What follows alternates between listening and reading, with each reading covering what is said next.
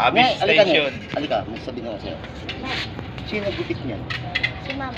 Ang ganda-ganda ng buhok mo, ba't ganyan ang gupit mo? Yung masabi niya. Pumangit ka tuloy. Mainit kasi. Look. Pumangit ka tuloy. Ganda-ganda ng buhok mo eh. Wala. Daw kasi siya na Dora daw siya. Tangina, kulang yan oh.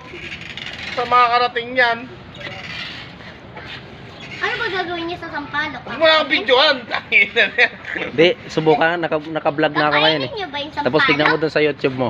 Mamaya, tignan mo dun sa YouTube. Huwag mo na kayo sama dyan.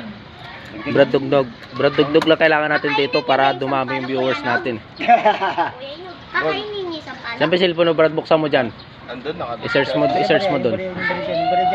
Wala na. Lalagay ni Brad Bon to. Ilan na ba yan? 50 pa Brad Bon. Ilan na ba yan? Hindi.